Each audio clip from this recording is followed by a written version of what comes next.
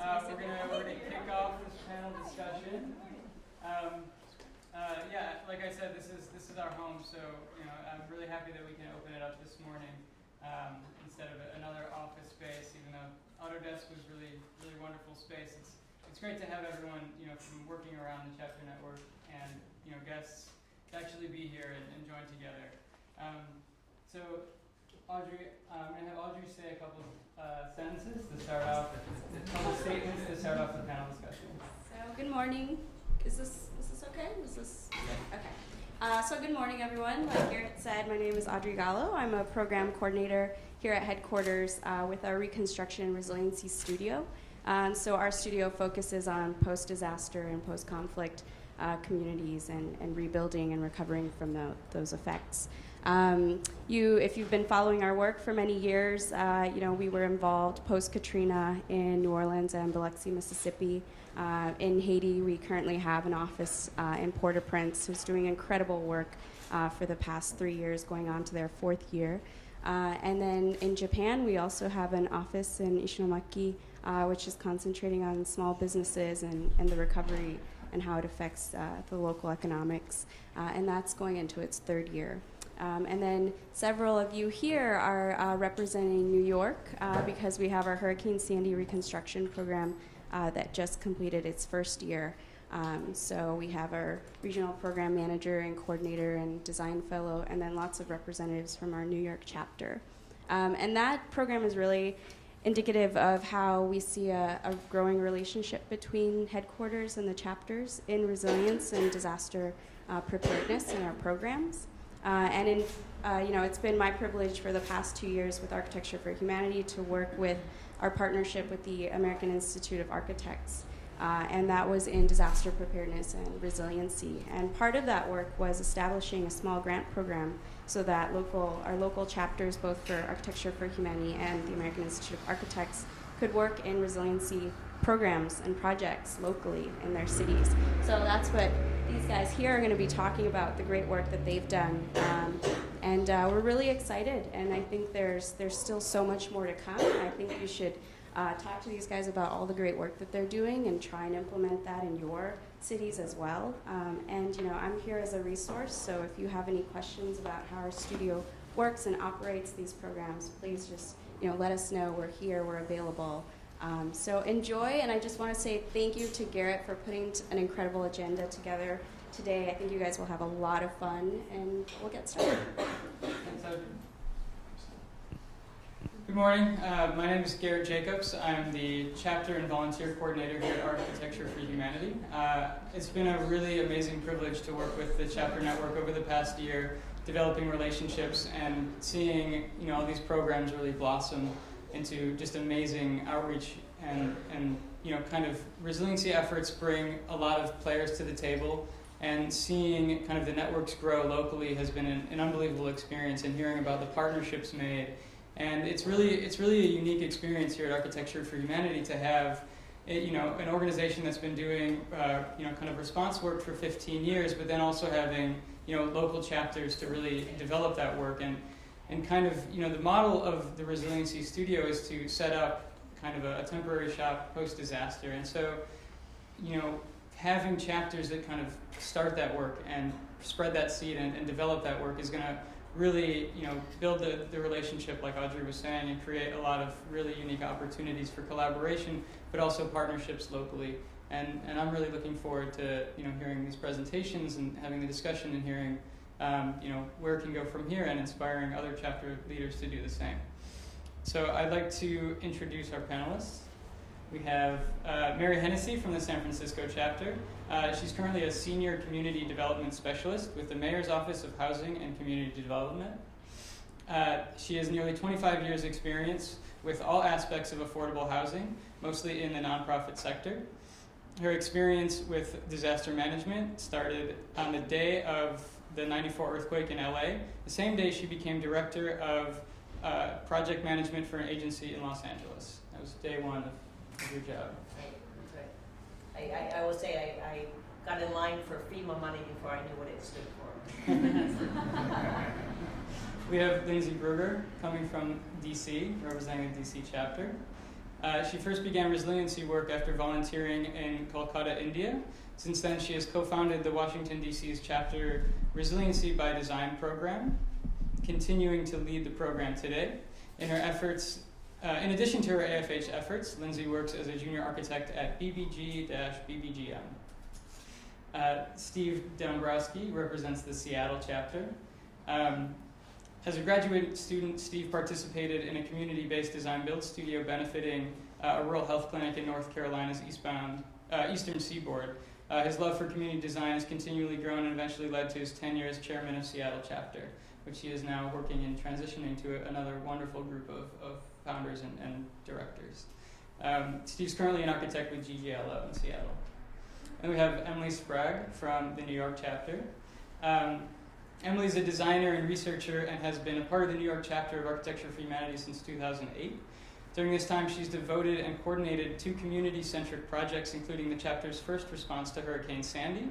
She is currently researching the longer-term psychosocial impacts of post-disaster housing and investigating solutions to reduce the negative impacts associated with transitional sheltering. This work builds off her academic work, which focused on identifying vulnerabilities and potential housing solutions within at-risk communities in Vancouver, where she was studying. So I'd like to just start by having each chapter present their work and going from there. It's great to be here. I want to give a shout out to Maria Christina Williford, who really led this project. She's the Resilience project manager for the chapter, and she happens to be traveling in Thailand right now, so she couldn't be with us. But I know she is here with us in spirit because it really is her energy and her vision that really kicked off our event. And I worked with her and Blaise Gonzalez and many other people, staff here at AFH, and many other partners. And what we did was really a kickoff for the San Francisco chapter to start our resilience work. And this first slide is an example of the work that the chapter does. It's a little parklet that the chapter is building in Portola neighborhood of San Francisco. And I really have it up here, though, to introduce Maria's vision and approach to disaster and work and to resilience.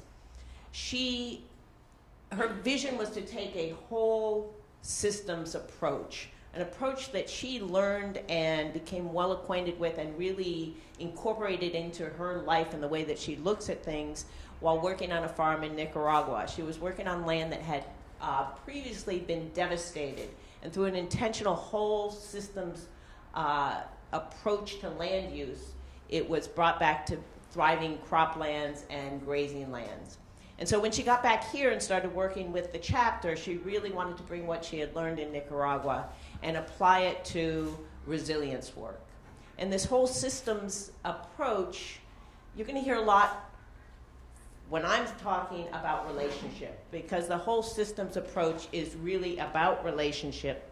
It's about evaluating and nurturing relationships, the different aspects and elements of a system, and about the relationships of a given system with other systems. And it's really about observing nature's own processes and nature's wisdom and applying it to human development work. And that is what we did with the event that we designed. And what we designed was a panel discussion, a charrette, and that's not it. Just a second. There we go. And so the annual architecture festival that the AIA puts on in San Francisco was our opportunity to jump into this work. And what we did was, as I say, we designed a panel discussion, a charrette, and a art show that was based upon the whole systems look at whole systems, applying whole systems to disaster management and resilience. So what we wanted to do was do some market research to find out what the system consisted of, what were the elements in the city and in the Bay Area already, what were the relationships among the different elements of the system, and what was the relationship of the system to the communities in San Francisco Bay Area as a whole. We wanted to identify the key players in each phase of disaster in mitigation, preparation, response, and rebuilding, and evaluate and foster relationships among those players, evaluate and foster the relationships of that system to the communities. And we also wanted to do a gap analysis to see what was missing.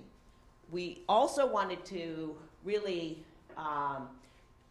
look for what was the best way to add value, the best way that the chapter can add value to that system, and also help headquarters be ready with having built the relationships necessary so that in a disaster in this area, they can step in and do what they do so well all around the world, having built all the relationships they need to really do that here. So that was our intention.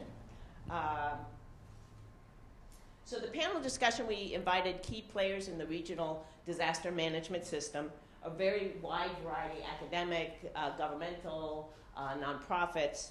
We really wanted to explore the root causes of vulnerability here.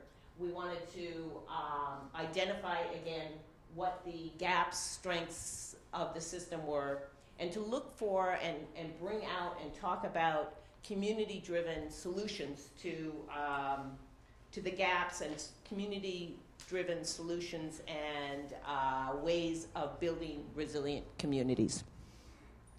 So the overarching vision was, again, relationship. To evaluate the relationships, understand the relationships, and figure out ways to build and encourage new dynamic, regenerative relationships within the system and from the system to the communities. We also were very intentional about inviting a wide variety, a wide, diverse group of people to the panel discussion, because any healthy system, diversity is critical. So we had engineers, we invited engineers, architects, professionals, but we also invited advocates, community members to really enrich the discussion, and that was very valuable. The other part of the evening was a charrette, a tabletop exercise. It's called Resilientville. It is a tabletop role-playing exercise that was actually developed by the San Francisco Department of Emergency Services, the Neighborhood Neighborhood Empowerment Project, and the San Francisco State Institute of Civic Engagement.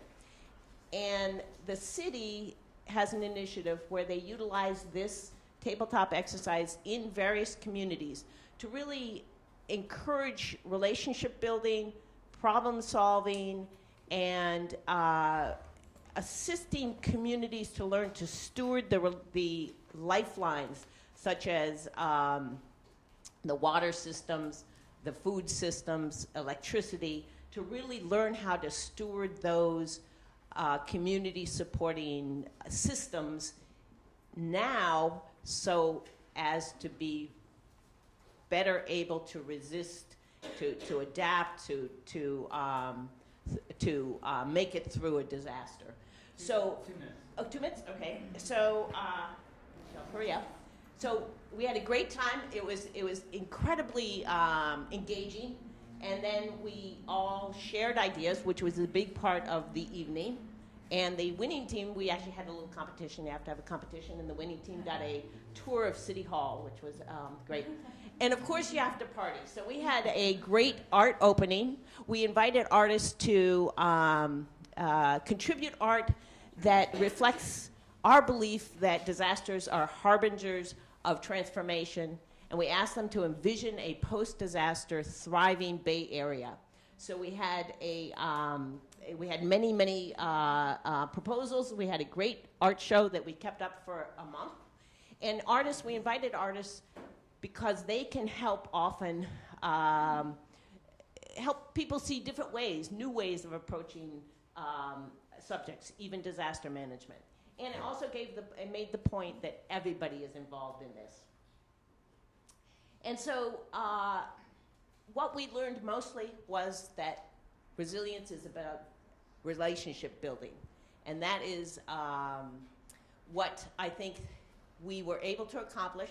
I think that we raised the profile of the chapter greatly within the disaster management world here in the Bay Area.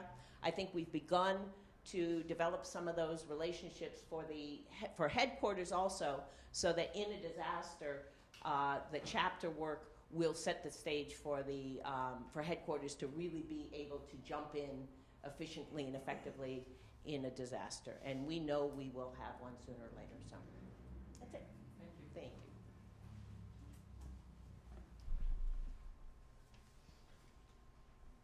Good morning, everyone. I'm Lindsay from the DC chapter, as you heard. Our approach was also kind of a wide scope.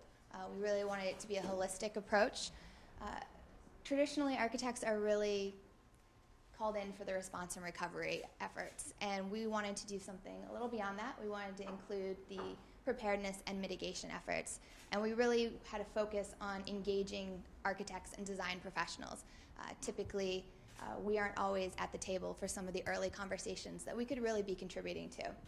So the overall process was to investigate what was already existing and then see how we could assist and really enhance what was already there.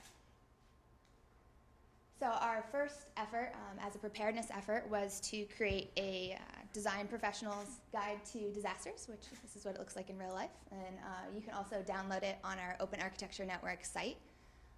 The table of contents for that is really about first informing the design professional, why is this important and why should you care? And then it goes into show what kind of efforts that you are capable of given your specialty training, because as design professionals, we really do have a unique skill set. We have voluntary organizations active in disaster, and that's a series of organizations that are local, both our own chapter as well as other organizations that you can choose to volunteer with and be a part of. We have various training opportunities that are all free that you can learn more about resiliency and how you can contribute. And we also have just some general resources for any individual that would be critical during a disaster and to know before a disaster to be prepared for, which is a series of maps for evacuation, understanding the Good Samaritan laws,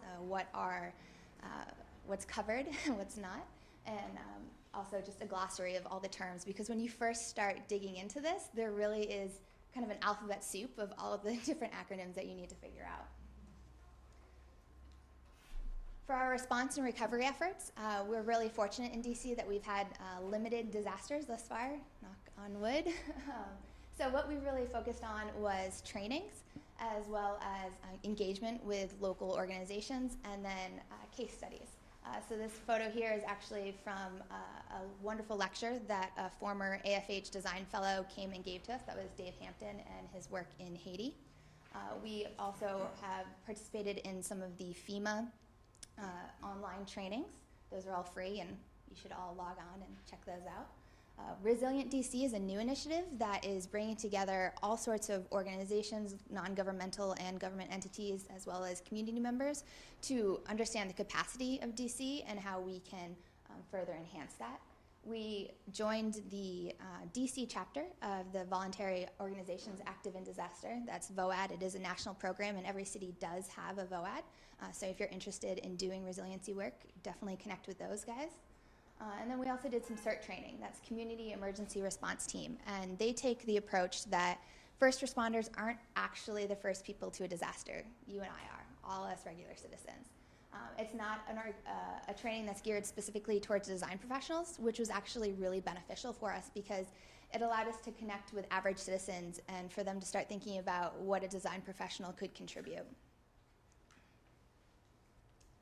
And then for our mitigation efforts, this was probably our largest initiative. We partnered with the DC Department of Health, and what they have is something called PODS. It stands for Points of Dispensary, and that's basically kind of pop-up clinics of sorts to dispense mass amounts of medicine in the case of an emergency. This may be during some sort of pandemic or epidemic like the swine flu. They did that during that time. Or something more catastrophic like a terrorist attack, anthrax. And what they do is they use existing recreation centers and they set up their services within those. The challenge with this is recreation centers are not built to dispense medication. They're built to be recreation centers. So what we did is we offered our design services to plan 15 of their points of dispensary to make them more efficient, understand crowd management, signage needs, and really give the Department of Health an idea of what their capacity is. In most cases, their capacity was much greater than what they were originally anticipating, which is really beneficial because if half the city is out, we can actually accommodate the city in the other half of the pods, whereas before they were concerned that may not be an option. So you can see up here we created a quick flow chart that really understood what the programmatic needs of the pods were. The Department of Health were wonderful partners, and they came to a lot of our meetings to make sure we understood the program and what was required. We did various charrettes, which you can see there in the image, met periodically with the Department of Health to make sure we were going in the right direction, and then came out with final pod designs, which you see in the lower left. And then some of our future efforts. Right now we are undergoing a investigation into the preparedness level in regards to what we call the national treasures. Our member Marcus is doing a wonderful job leading this. We, of course, had the earthquake in 2011, which is nothing compared to what you guys get here, but certainly startled us. And we have had a lot of damage on the Washington Monument. That's actually supposed to open up next spring, so it's been quite a while to restore that. The National Cathedral also had significant damage, and that is still under reconstruction. And we also just got a lot of heavy rainstorms. You can see in January we had a lot of debris just around the Capitol. So this project is looking at what are the existing plans in place, and is there a way to enhance those? For our response and recovery, we're going to be continuing to do training refreshers and case studies. The National Building Museum is shown here. It's a gorgeous space. If anybody's ever at DC, definitely come and check it out. But what we're going to be doing there is they are doing a wonderful exhibit on designing for disaster. That's a series of case studies. So we're planning a field trip of sorts to check that out. We'll do a discussion afterwards. Probably kind of a happy hour thing because, as Mary said, we need to celebrate as well. And lastly, in our future mitigation efforts is going to be in the Bloomingdale and LaDroit Park communities of Washington, D.C. These areas really are in the bullseye for flooding. They are constantly flooded regardless of the storm, and the stormwater management capacity just isn't there right now. The city does understand that this is an issue, and they have a long-term plan to rectify it, but that won't be completed until 2022. So in the meantime, we would love to help the residents. A lot of it will be kind of low-impact development type work, looking to do additional green spaces. We identified a local partner that has some grant funding to do green roofs and green landscaping to help with stormwater management, and we're hoping to be part of that. And that's all for us.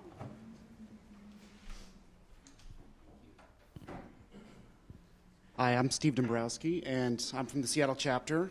I'm going to click ahead here. And I'm a nervous public speaker, so I'm going to stand up here, and I'm going to do my Wonder Woman pose to give myself a little self-confidence. I can't seem to advance myself. There we go. All right. Uh-oh. So I'm the new chair of the AIA Washington Council Disaster Preparedness and Response Committee, and Rachel Minery, who's in the back, was our former chair. So if I get anything wrong, she's just going to speak out and correct me, okay? So why are we concerned about disasters? Well, Washington happens to lie right next to where the Pacific Plate and the Juan de Fuca Plate smash into the continent of North America. It's called the Cascadia Subduction Zone, which sounds really fun. And what happens is all that friction causes magma to rise, comes up, creates a volcanic ridge, which is the Cascade Mountains. So we have a lot of earthquake activity. We have a lot of volcanic activity as well. I'm sure you're all familiar with Mount St. Helens, when that erupted. But we also have earthquakes like the Nisqually earthquake, which happened not too long ago. Unfortunately, it didn't take down our freeway. We had to take that one down by hand. And because of climate change, we're seeing an increase in the frequency of natural disasters. The map here shows the number of presidentially declared natural disasters. What it doesn't show is that the severity of these disasters is also increasing, and they're more and more hitting urban areas like New York and New Orleans, which is putting a lot more people at risk. And our interest is in mitigating some of that risk and getting to our idea of what resiliency is. And for us, it's a lot about elasticity and how a community can respond quickly after, as well as be prepared before. So what we're doing is we're providing something called safety assessment program. It is a training program where we train architects to get out in the field and review structures that have been damaged in an earthquake or another natural disaster, flooding, fire, volcano, you name it.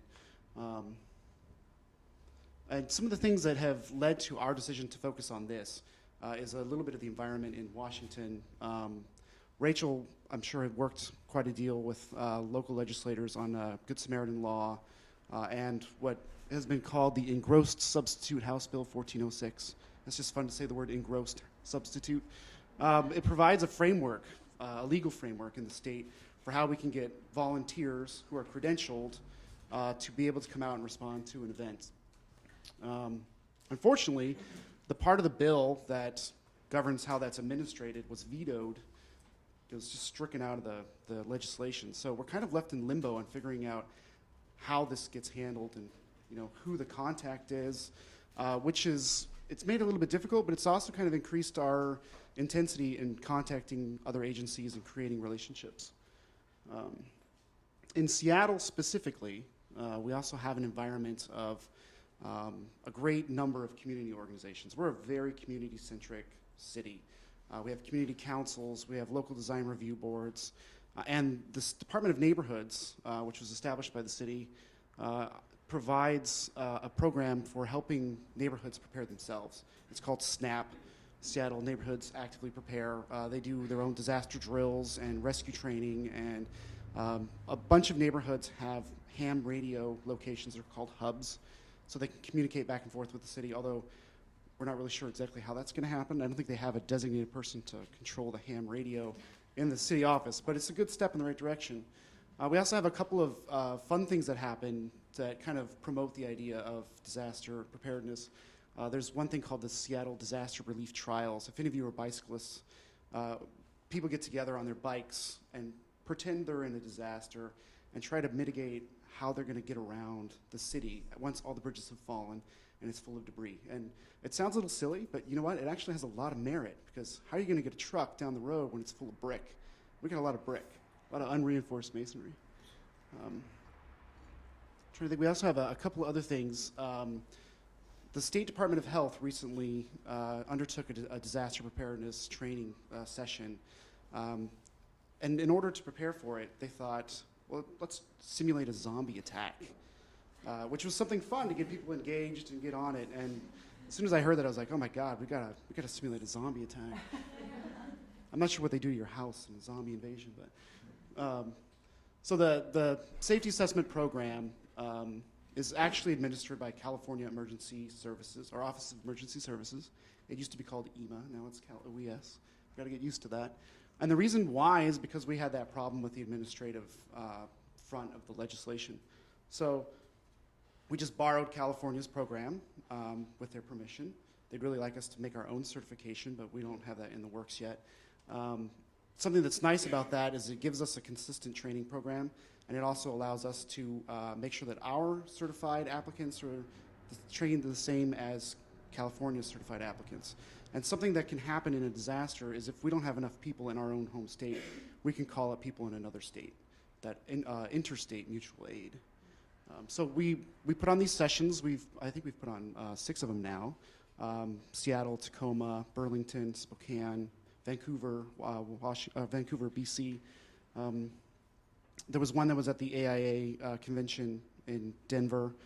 And so far we have prepared 335, or over 335 at last count, architects and engineers to be able to come out and do safety assessment training, or evaluations, rapid assessments of structures. This is just a quick shot of what that might look like. This is an organizational chart of how response is supposed to work. The local jurisdiction obviously has control over the event. They contact state EMD. and then EMD contacts WABO, which is the Washington Association of Building Officials, and then they contact our agencies to call up the volunteers. If there aren't enough volunteers, they call interstate mutual aid. Something that we're still working on, we've had some success in, and are developing, is the relationship to the other professions. So we work very closely with the Structural Engineers Association of Washington. They help provide the training for the program. We share notes, and we advocate for the same issues. What we're missing is the civil engineers. We haven't gotten them on board yet, but we're working on that. We also are working more closely with EMD, the state, at multiple levels. Our next steps include having a meeting with the state to get all the interested parties in the same room. It hasn't happened yet. We've gotten some representation on some state level planning agencies, the State Seismic Committee, for example. But we need to get everybody together in the room to talk about all the logistics and why this is so important to our community. Other things that we're doing is trying to reach out to tribal governments. We're trying to reach out to local jurisdictions. It's something we really need to focus on because people don't know we exist. They don't know this is an option. We went to a FEMA District 10 meeting and people were shocked to see an architect in the room. And when we told them, we've got this fantastic program, you can call us up, we can come out and check out your destroyed buildings and get people back in their homes quicker, they were just floored. Like, oh my God, this is amazing. We haven't heard this before. So we need to advocate more for that. We need to get it out in the public so people know that they can take advantage of our services. Thank you. Oh, just this one? Yeah. Okay. Hi, I'm Emily, and right after Hurricane Sandy, I had a really great opportunity, thanks to Matt Charney at the back, to sit in on some meetings at the Office of Emergency Management and just listen and watch as the initial response in the city unfolded, and just to think about what the local chapter of Architecture for Humanity could do and what gaps we could start to fill in that response. And just really had a great opportunity just to think about how, just in general after disasters, the one voice that's really missing many times is the voice of the neighborhoods and the communities, and not just neighborhood organizations, but individuals, homeowners, business owners, just people. So we really created our response to the chapter based on just thinking about how we could go out and really listen to that voice and then become an advocate for that voice in our response. So we created the Neighborhood Assessment Project, which is like a rapid visual assessment of buildings, but kind of at the neighborhood scale and a little less technical and specific. But so we looked at homes and businesses, but also the landscape and the community and community capacity and all these different things. So the way this unfolded was we had field training sessions where we Allison Popper and I talked to volunteers about how they could go out and work with communities and speak with residents in a way that was really respectful of the difficult experiences they were going through. And we worked a lot with Audrey and Eric here just to kind of figure out how, what we needed to share and how that would unfold. Then the teams went out to speak with residents over weekends from November to January, just to kind of hear their stories and just see what that experience was like for them. They made observations to the buildings just to identify points of vulnerability and things that had happened to the buildings and what types of buildings were in each neighborhood, because it's really quite unique across the different communities. And then they also walked the neighborhood just to get a sense of larger landscape and other things that were at play. So we were really looking for these four things: community, culture, and identity, need, the individual and community capacity to recover that was already there, and importantly, ideas that residents and community members had for how the recovery would unfold in their community. So we went to these 10 neighborhoods along the coast of Staten Island, Brooklyn, and Queens. And overall, we completed about 570 visual assessments, took a lot of stories just in the form of field notes, and took tons of photos. And today I just want to talk about one of the neighborhoods, just to kind of give you a sense of how unique these places are, and they are not necessarily what you expect when you think of New York City. So this is Broad Channel. It's on an island in Jamaica Bay in Queens, and it's one of the only communities in New York that really has, that's kind of still embedded in this marsh landscape that used to exist. And it's a really tight-knit community, and it was inundated from both sides during the storm. It's very low-lying, so it's very susceptible to sea level rise as well. This is what a typical street in Broad Channel looks like. You see a lot of single-story bungalows and narrow two-story homes. And after Sandy, residents noted that it flooded about anywhere from 4 feet to an entire story. And as you can tell, that also includes cars and anything that was outside, such as electrical equipment. This is some of the damage that our team saw, just to give you a sense of what was happening when we went. So a lot of siding was ripped off, and roofing, and a lot of leaks through roofs. And a lot of the homes on the west side have these docks, so a lot of the dock infrastructure was damaged. Anything that was touched by water had to be ripped out and gutted, and that included first floors and also basements. And I went out to Broad Channel just to walk the neighborhood before I came here, and when I was there, just to kind of check up on how things were going, only one neighborhood, or only one home in the neighborhood was being raised. There were a lot of single story, just the bungalows for sale, and a lot of them had been gutted and were in the process of being renovated, but just kind of in kind, so not really many modifications. And there's this one unique condition, which is here called the street, which is this essentially just a little boardwalk that kind of floats over the marsh, and there's some homes at the end that are only accessible by this dock. That the dock was basically, had structural damage during the storm, so these homes were now only accessible by high tide, and some of them toppled into the bay as well, just because the stilts they were on didn't make it. So that's actually just a photo from October, so you get a sense that it's still in pretty bad shape.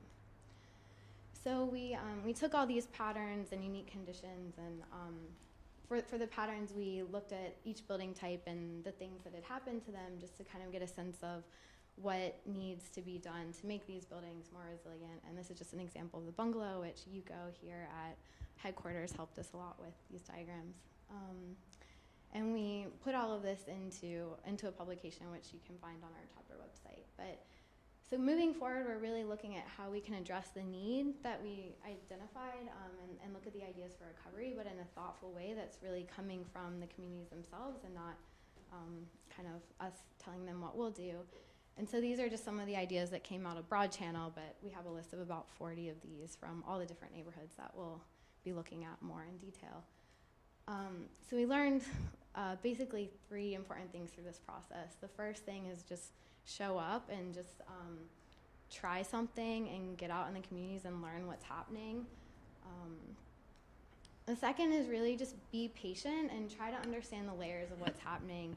It was interesting at our training sessions, there were a couple of individuals that were like, we're architects, like we should be drawing building plans and building, and we, like, why are we doing this research? And so for us, it was just really a matter of being patient and not when you're in the field, there's so many things going on and you really want to respond to everything. But for us, it was important just to think about what we were doing and really collect the information that would allow us to address recovery in a way that was really thoughtful and directed and geared towards the longer term. And then the final thing that we learned that was really important was just to stay committed to the positive impact, but really be flexible in how you might get there.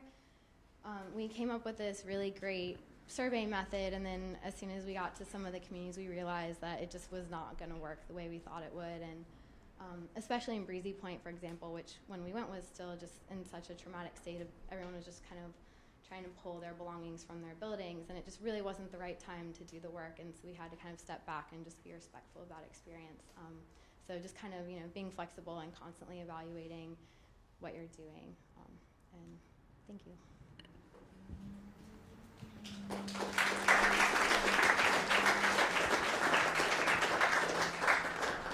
Awesome. Thank you all so much for presenting that. And as you can see, the definition of resiliency is not singular.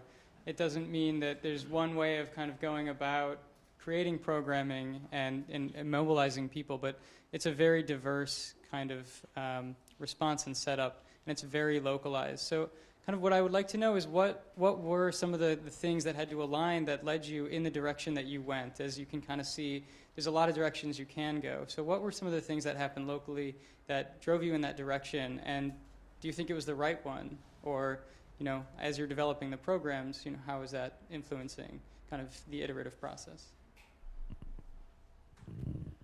Well, as I say, I think for the San Francisco chapter, it was really our first foray into understanding the system that was in place and what to do, what our next steps would be.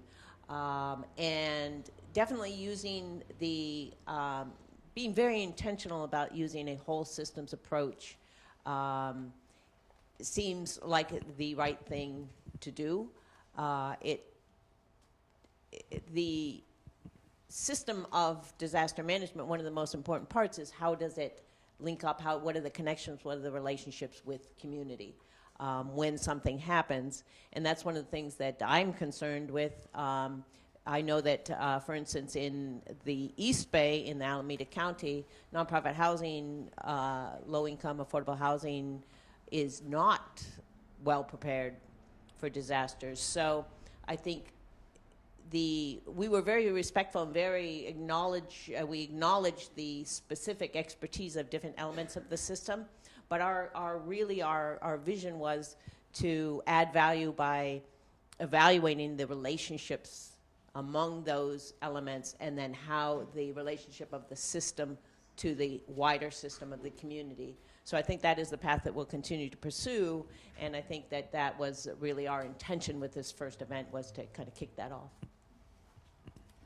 For us, when this grant opportunity first arose, I actually co-authored the grant with another member, Rod, and we very strongly felt that there are 4 phases of disaster management for a reason. They all play their own important role, and as architects and designers with a unique skill set, we should be involved in all of them. So that's really what drove our holistic approach. And then for the more specific projects, that really came out of personal contacts. Rod had volunteered with the Department of Health, so that's how we got that project. Some of our members introduced us to the VOAD, so that's how we had that contact, and it really just kind of rolled on from there. Well, in Washington, we had a culture and legislation that had obviously put together the framework for what we thought we needed to do. It was almost low-hanging fruit or filling in the blanks. But I think that despite that, nobody was talking in the same room. WABO had a list of 50 inspectors initially, I think over the course of the last 5 years. So there just wasn't enough manpower to fill in the roles if the event were to occur. And our big thinking is that it's the catastrophic Cascadia subduction event. And there are 2 million people who live in the Seattle metro area. And if you've been there, you'll see that not a lot of those houses were built with foundations that have them attached to the ground. So it's likely that there's going to be a ton of these houses that have just fallen over. And we're going to need to get people rehoused or situated very quickly in order to have that resiliency, that elasticity that we're so concerned about. So I think that we kind of plugged into an existing framework, and it's led to more than just filling in the volunteers. It's created a bigger dialogue with more people, and now we're starting to get all on the same page. So I would say this is step 1 in our process too. We're still moving forward with the rest of the initiative, which is just going to grow. In New York, it was really just a feeling like we just need to go talk to people, and having a couple of individuals that really supported that idea. Matt, Jennifer Dunn, who was the managing director of the chapter at the time, and Allison Popper, who was just someone who came to the chapter for the first time, and she had done a lot of work in New Orleans where she lives. So it was really just a couple of people that were like, yeah, this is the right track, let's do it, and just kind of calibrating over time, and it's just kind of a feeling, I guess. So kind of, all these alignments that really cause you to start engaging in different organizations and other people to develop relationships, what were some of the best kind of techniques or ways that you engaged both government agencies and communities, and kind of how did that, also start shaping the work that you did? I do think that the charrette that we did was great. My understanding is that this Resilientville project initiative was started after the mayor here in San Francisco declared to his staff that when we have a disaster at the magnitude of New Orleans, I don't want our citizens, our residents leaving. So do what you need to do to make communities resilient so that in a disaster, people can stay in place. So the Resilientville then was this role-playing charrette was tabletop exercise was designed, and it really it was amazing in how engaging it was. I mean, people were really jumped right into it, and it was a very diverse crowd of people that were working on it, and it was a great opportunity to get hands-on, really hands-on, tangible experience in working together, into looking at the vulnerabilities, assessing vulnerabilities. So that was a great experience, I think. And I know that just anecdotally, the art show was great too, because it really did. It attracted a different group of people that might not have been interested in coming to any of the events. And I know one of the artists actually lived in the building I live in, and so a number of people from my apartment building came from Oakland. And they really got into the charrette, and we just had our first building meeting on disaster preparedness, and it wasn't called by me, it was called by the manager who happened to be at the event. And so I think there are those ripples, and so I think there's many ways to engage community, and that actually was an effective one. I guess in our situation, a lot of it had to do with personal connections that already existed, getting out into the community, volunteering, understand who the other partners are, what roles they play, and how we can complement those roles. As I mentioned earlier, we had someone who already had volunteered at the Department of Health. And then also a big component was the handbook for us, and that was self-education just as much as it was education for our audience. And in doing that, we met a lot of really great people who had never thought of using an architect or a design professional in this type of work before. And once you start turning on those light bulbs, suddenly opportunities start coming your way. Your inbox starts filling up with, hey, we have this project, what do you think about this? Or, oh, there's this great meeting, Resilient DC is starting up, you guys should attend. And from there, as Mary said, it really just ripples out. So we just go to a lot of meetings. We pump a lot of flesh. So, and that's all across the board, I think it's because mostly people are having the conversations, but not at the same time, or they don't know this other agency exists, and we're trying to be the glue to suck it all together, and our objective is to get it all in the same room. It doesn't always happen. Our FEMA district director, hope to God he's not here, disappeared on us for a meeting once, and we weren't able to get somebody else to come in, but persistent phone calls and emails and showing up in places that are unexpected. The AIA convention is a great place to engage not just our base of volunteers, but also other people who come to those events at the national level to spread the word. So, yeah, I shake a lot of hands. For our project, we reached out to community members when we were putting the teams together, and for some of those, we didn't have a really intimate connection. It was just reaching out to the community board who would introduce us to people. Our strongest connections really came from, we had one volunteer in particular from Staten Island that was really intimately knew a lot of people in the different communities. That was a really huge asset. The same thing in Broad Channel. Broad Channel is geographically isolated. It's a very tight-knit insular community, and so one of our volunteers knew someone there, and actually they did their initial survey by boat, and he kind of went door to door with them, introducing them to people. So for us, it was really just our chapter members and people from the community board who were really generous with us. Great. So kind of moving further into the idea of, being a community engaged based organization, how do you really maintain the relationships with the organization and with communities? And kind of, with the focal point of building resilient communities.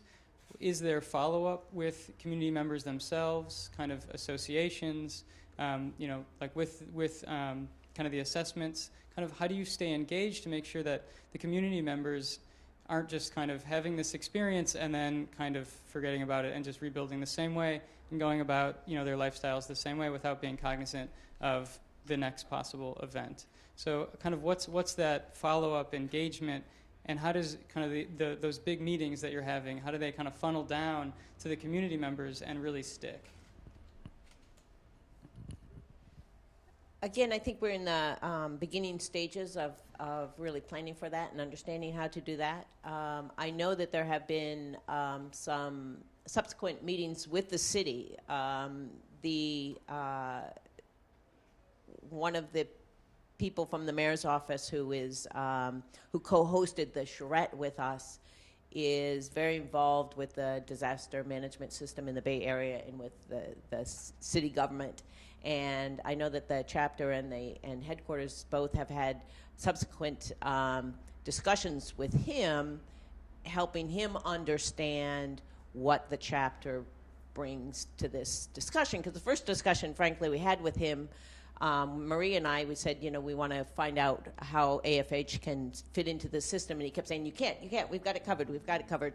And you should build do parklets so people come together. And it was like, yes, but. And so I think after this event, it gave us an opportunity for him to realize that there was something more here. So that's one avenue, and then we're going to explore all those avenues of how to engage with various parts of the community. And one of the things that I think we did right was invite a very wide variety, a very diverse group of people.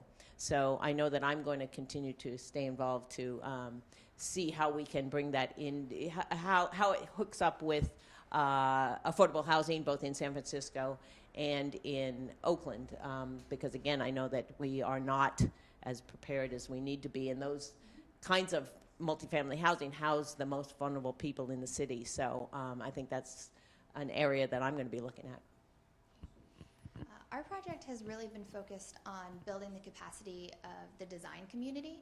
So in that sense, we're extremely engaged with our community members, and we'll be continuing to be engaged with our community members. But I would like to move beyond the community, and I'm really excited about our Bloomingdale project that our member Erin is leading, because that is going to be directly working with the community of Bloomingdale and Ledroit Park and saying, okay, what are the opportunities you see in your community? We have these skill sets. We think that these general strategies might be useful for you, but what do you want, and what are you willing to maintain? Because in the end, it's their space, and they need to feel in control of that.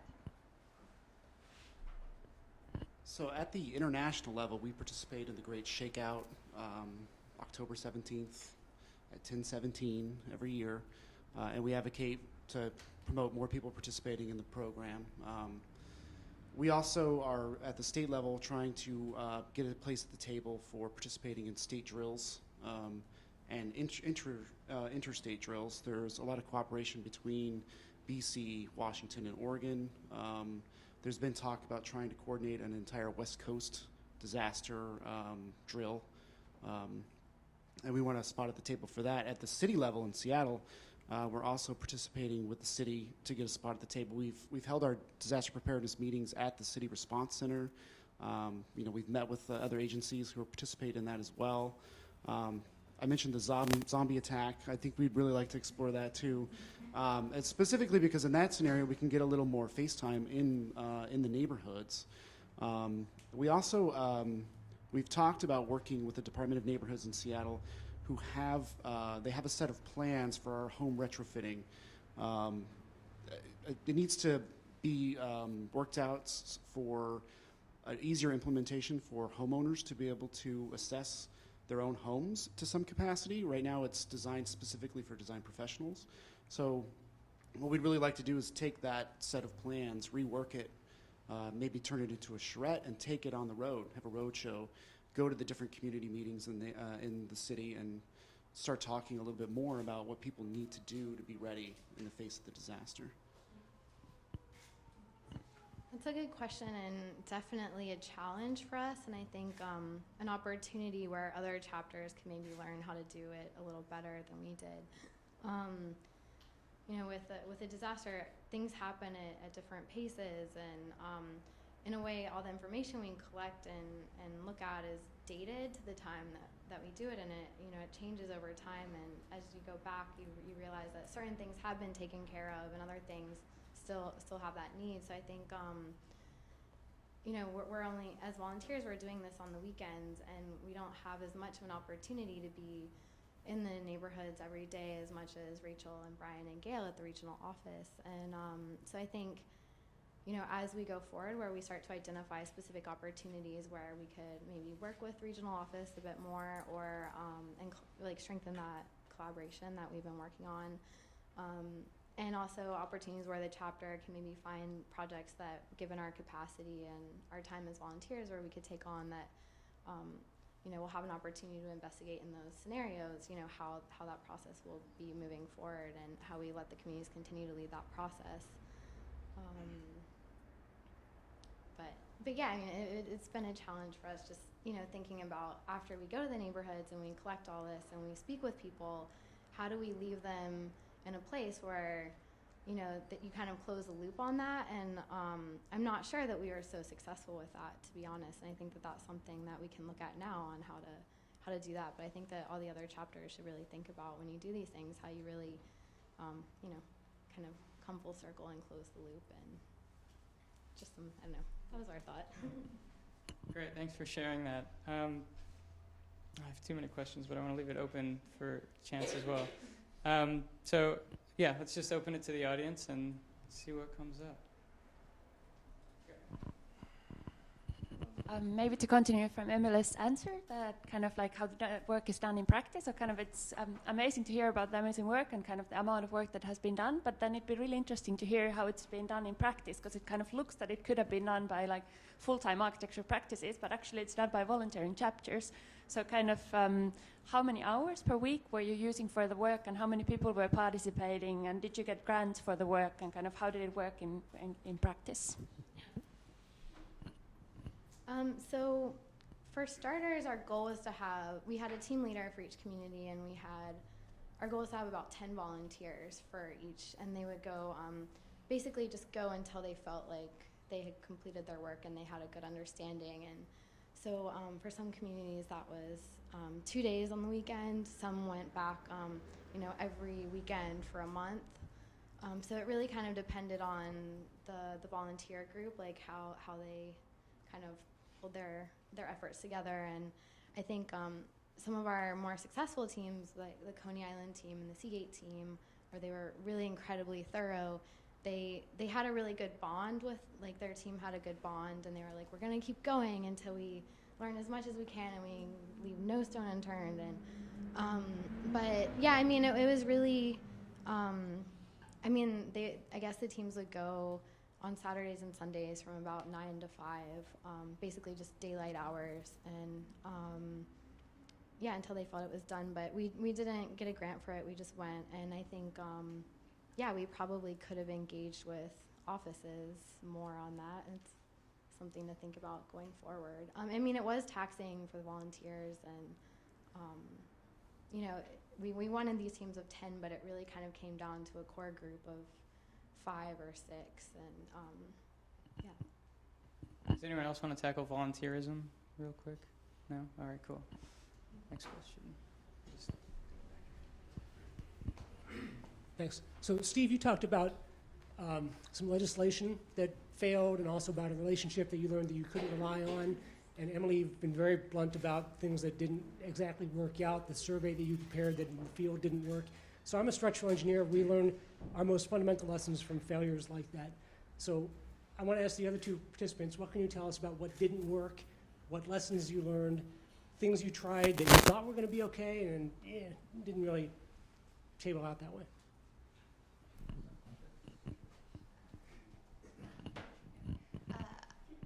I think this whole process has really been a learning as you go type of situation. It's been very visceral, as you can imagine.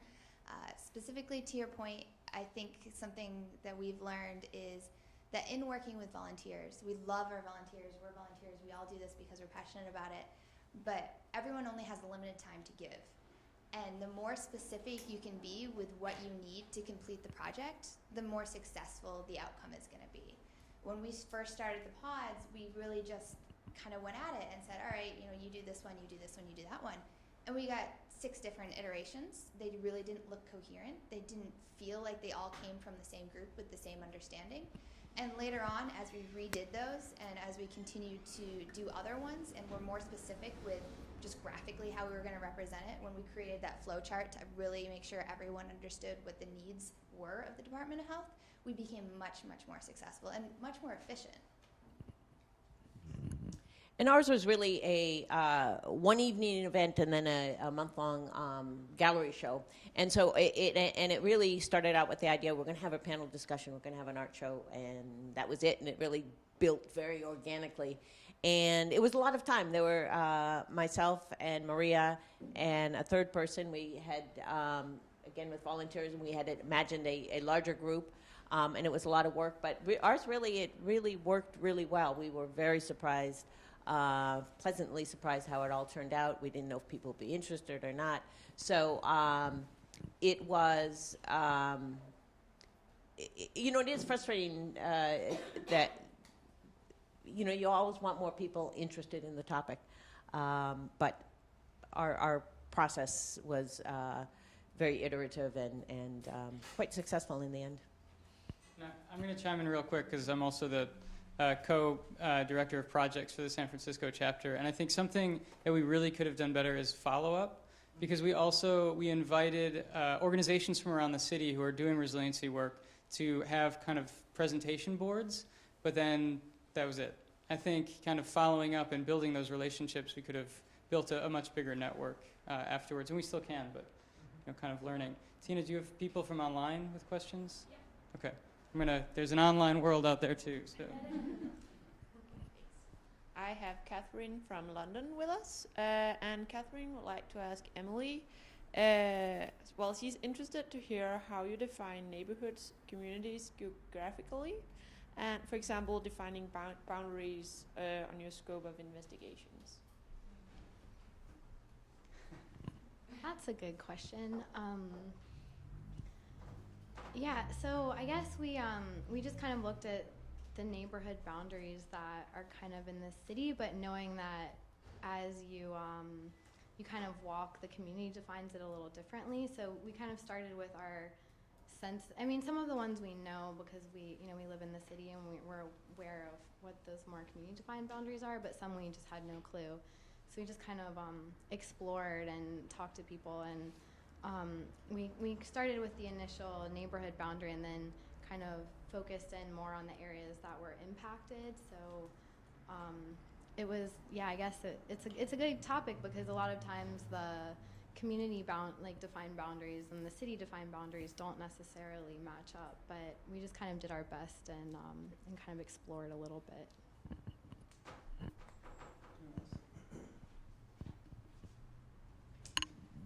Thank you, all of you. You've provided some opportunity to see some really great documentation. Resiliencyville sounds really fascinating. Is there a way to get a hold of that? And you've talked about a couple of documents. Are there ways to get a hold of the documentation that you've developed? I will make sure that the chapter has the information. I think it's Empower SF that you can find it on. And in fact, the Resilientville is something that this city group works with, and they Build Your Own Resilientville was the adaptation that they made for our project, and they're going to be using that as a prototype. So they are very interested in sharing that work. And as I say, I'll make sure that the headquarters and chapters has that direct information how to get a hold of that. One more thing. For the Resilientville, we also had an online kind of live component, and that was developed by Darren Dinsmore, and it's called CrowdBright. And so it was kind of an interactive mapping technology that allowed people to kind of chime in. All the different components and different teams could add to the same board, as well as people abroad or people kind of from their homes, so that it could be very interactive online, and it just still lives online today, so people can continue accessing it. And if you go to the Neighborhood Empowerment Network, if you Google that, you can find the video of that, our Build Your Own Resilientville evening.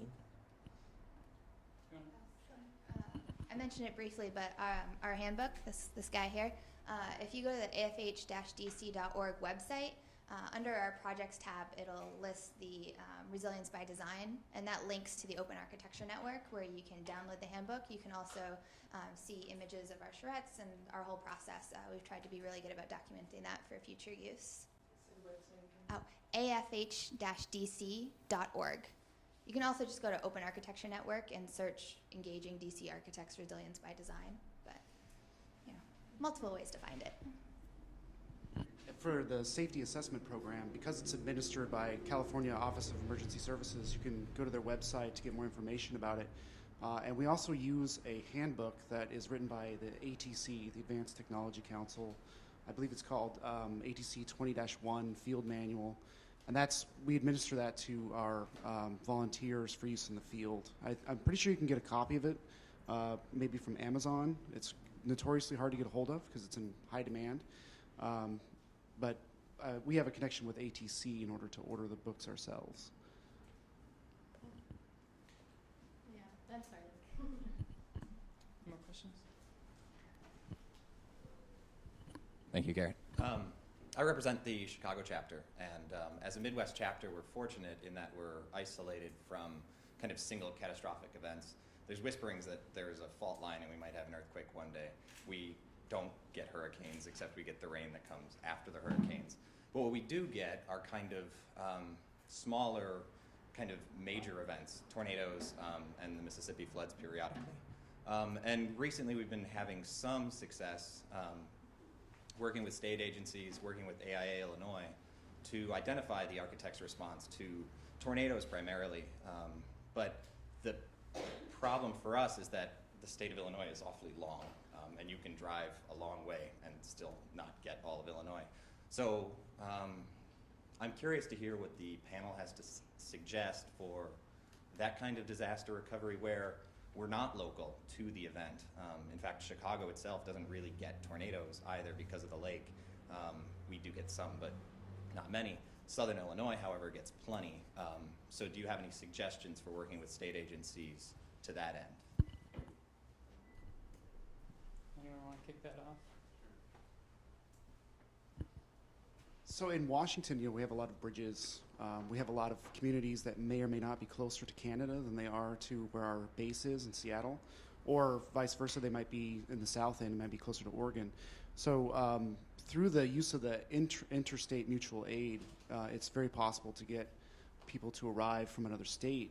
In fact, it's ideal because if an event occurs, we might be too busy dealing with our own situations to be able, it would prevent us from being able to get out and do assessments potentially. So I think that's critical to have that sort of situation. But in order to make that happen, we have to be versed in FEMA's ICS, Incident Command System, to be able to know how these situations are dictated and run. We can't just show up. We need to be called. And that's critical because when you go, if you just show up on their doorstep, they might not have anything to be able to support you. And it could be a burden on any of the resources that they have. I think that for Katrina, they were housing safety assessment volunteers in a boat that the Navy had volunteered, but it wasn't a permanent situation, so they ended up moving several times during the course of the event. But I think it's important to coordinate that level of detail with those agencies like FEMA and whatever your state emergency management office is. They need to know that you're available for use.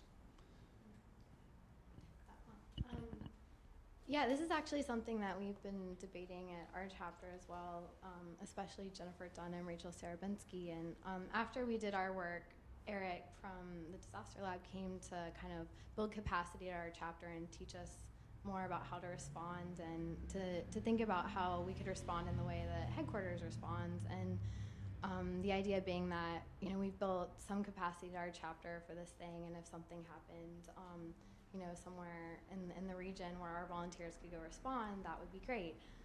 That's also a challenge for us in New York because we don't have cars, and you know, just we have jobs, and you know, just what would that look like? And I think that's something that the chapter's still, you know, talking a lot with Audrey about and trying to work out. But I think it's something that I would actually challenge all the chapters to think about and kind of brainstorm and come up with ways that you can make that happen.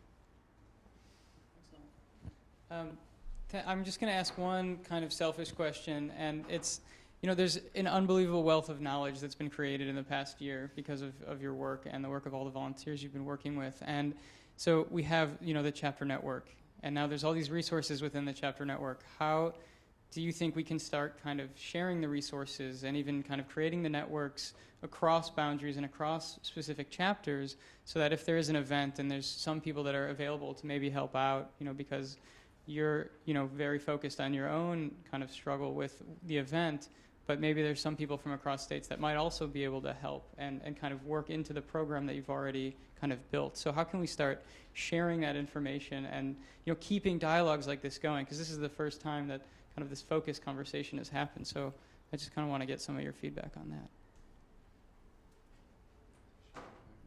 It'd be great to have a centralized resource. Maybe, you know, Architecture for Humanity /disaster is a great spot to store information on what you can do in the event or in the wake of the event, and then just getting that knowledge out there to people so that they know there's a protocol, or that they know there's a routine, or they know there's information to be able to grab. So.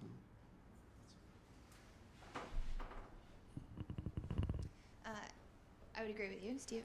But in addition to that, I think that type of resource has to be accessed and utilized on a regular basis for people to really know what's there and how to use it. We are so global and so connected. You know, Google Hangout, whatever. It'd be great if maybe, you know, every other month or something, chapters who are working in resiliency could get together and just share a basic update the same way that we have our chapter meetings. And, you know, I don't know how other chapters work, but in the DC chapter, we try to do a monthly meeting, and we have check-ins with all our different projects. What stages are they at? What needs do they have? And, you know, what have they learned? And doing that on a larger scale, I think, would be really beneficial. I agree with both of those, and I just want to say that I'm just overwhelmed thinking about the quantity, the magnitude of information, and so I hope you come up with a good solution, Gary. Yeah, I think I just created some work for myself. Okay, one more question, real quick.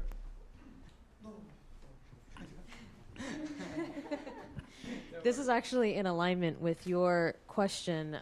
My name is Hilda. I'm from the LA chapter. Rita and I are partners, and you know, we've gathered a lot of information this weekend. It's kind of overwhelming, like you were saying, and sometimes questions come up, you know, after the fact, and we'd love to reach you guys and the resources that you guys have provided. I'm hoping that there might be a way to set up, you know, like a page or something that has all your contact informations, maybe the projects you guys have been working on, maybe access to some of the slides you've been showing, so we can kind of go back, retrace, and actually read the fine print of what you've presented and the toolkits, and you know, kind of follow up so that this doesn't become a weekend of, you know, we got all this information and then we kind of lose sight of it as we move forward. We'd love to kind of tap back into the resources and, you know, contact you guys, or maybe set up a way to facilitate these chapter-wide meetings, whether it's Google or whatever we do, you know, to kind of keep in touch and stay connected. So how do you think we can do that or approach that even? I think Audrey wants to jump in. I just want to jump in a little bit. You know, when and this is great, I think this is like the perfect outcome of some of what we've been trying to do, which is that when we started the partnership, we actually created a webpage that's called architectsrebuild.org, you know, Architecture for Humanity with the American Institute of Architects. And we were kind of waiting for this moment right here, right now, where there's a groundswell and a momentum of having the chapters really interested in this work. So I feel like this is the time for us to really activate that website. Really the only people who were using it were the people who were part of the grant program, because we were talking about it and stuff. So now seeing kind of the achievements and the impact and the outcome of the program, I think that's when we have resources to really offer that are specific to the issues that you're talking about, that are relevant to LA or any other chapter that we have, Atlanta, Houston. I know you're all here. So I think that's wonderful, and you bring up a great point, and Garrett and I do have a lot of work to do. Sorry about that, guys. Well, I'm glad it's already started, so that's good. Let's just give a round of applause to everyone up here for an unbelievable work and leadership.